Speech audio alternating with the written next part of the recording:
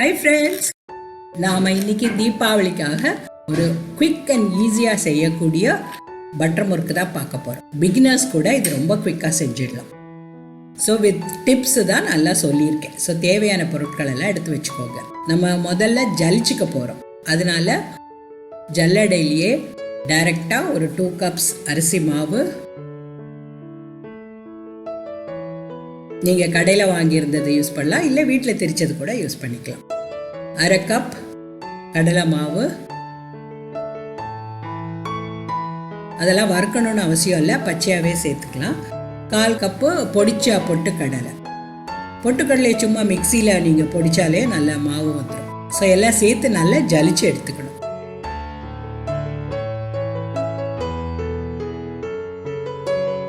So இந்த ஜலிச்ச மாவுலேயே நம்ம தேவையான உப்பு, ஐ திங்க் 1 டீஸ்பூன் உப்பு தேவைப்பட்டது. 1/4 இல்லை 1/2 டீஸ்பூன் பெருங்காயத்தூள் சேர்த்துக்கலாம். அப்புறம் 1 டேபிள் ஸ்பூன் எள்ளு. இதெல்லாம் சேர்த்து ட்ரையாக முதல்ல மிக்ஸ் பண்ணிக்கலாம். அப்போ தான் அது நல்ல எல்லா மாவும் உப்பு எல்லாம் சேர்ந்து நல்லா கரெக்டாக இருக்கும். நீங்கள் வேணும்னா கொஞ்சம் உப்பு டேஸ்ட் பார்த்துக்கலாம். இப்போ அதுக்கு கூட ஒரு 2 to 3 டேபிள் ஸ்பூன் பட்டர், கொஞ்சம் மெல்டட் பட்டர் சேர்த்துக்கிட்டா உங்களுக்கு நல்லா மிக்ஸ் பண்ணுறதுக்கு வசதியாக இருக்கும். பிரெட் க்ரம்ஸ் மாதிரி நல்லா மிக்ஸ் பண்ணிவிட்டு 2 கப் தண்ணி தேவைப்படும். அது சேர்த்து கொஞ்சம் கொஞ்சமாக ஊற்றி நல்லா மாவை சாஃப்டாக மிக்ஸ் பண்ணி வைக்கலாம்.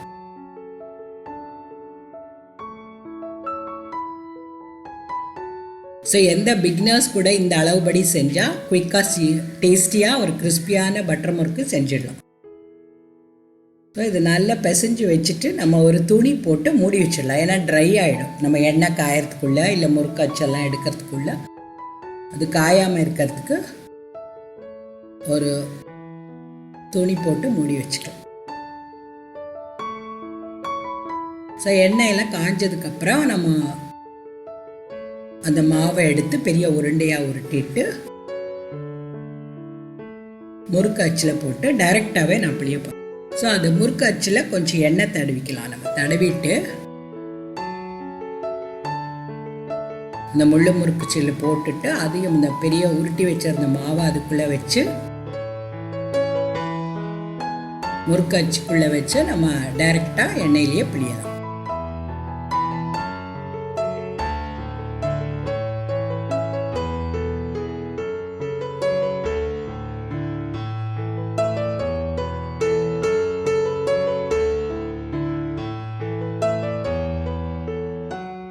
இப்போ சீஞ்சட்டியில் முறுக்கு சுடுறதுக்கு தேவையானது எண்ணெய், vegetable oil, any okay oil R கடலை எண்ணெய் எது வேணுனாலும் ஓகே, அது சேர்த்துட்டு நல்லா கொதிக்க வைக்கணும்.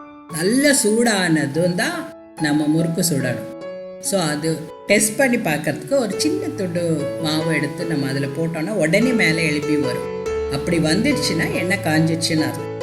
ஸோ காஞ்சதுக்கப்புறம் ஃப்ளேமை லோவாக வச்சுட்டு டைரெக்டாக அதில் நான் பிழிஞ்சிடும். இப்போ எக்ஸ்பீரியன்ஸ்டு உள்ளவங்க அது முறுக்க டைரெக்டாகவே அதில் பிழிஞ்சிருவாங்க. ஆனால் கை கொஞ்சம் சுடும், பார்த்துட்டு ஃப்ளேமை லோவாக வச்சுட்டு நீங்கள் அதில் பிழிஞ்சு கவனமாக அதை திருப்பி போட்டு எடுக்கலாம்.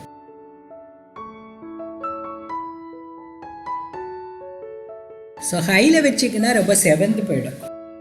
ஸோ ஃப்ளேமை லோவாக வச்சுட்டு எண்ணெய் நல்லா காஞ்சதும் லோவாக வச்சதுக்கப்புறம் சுட்டிங்கன்னா இந்த மாதிரி நல்ல கலராக நல்லாயிருக்கும். ஸோ இப்போ பிகினர்ஸ்க்கு டைரெக்டாக அதில் பிழியறதுக்கு கஷ்டமாக இருந்ததுன்னா இந்த மாதிரி ஒரு ஷீட்டில் முதல்ல பிழிஞ்சு எடுத்து வச்சுட்டு ஒரு தோசை திருப்பியால் அதை எடுத்து எண்ணெயில், சூடான எண்ணெயில் போட்டு சுடலாம்.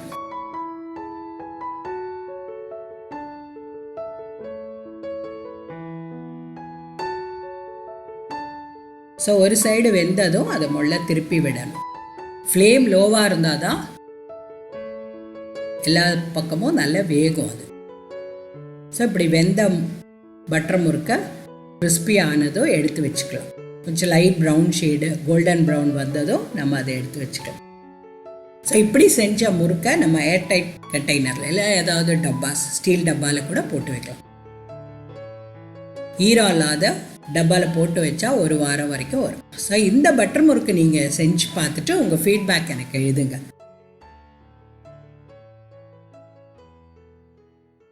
கமலூஸ் கிச்சனுக்கு சப்ஸ்கிரைப் பண்ணுங்கள். தேங்க்யூ. என்ஜாய்.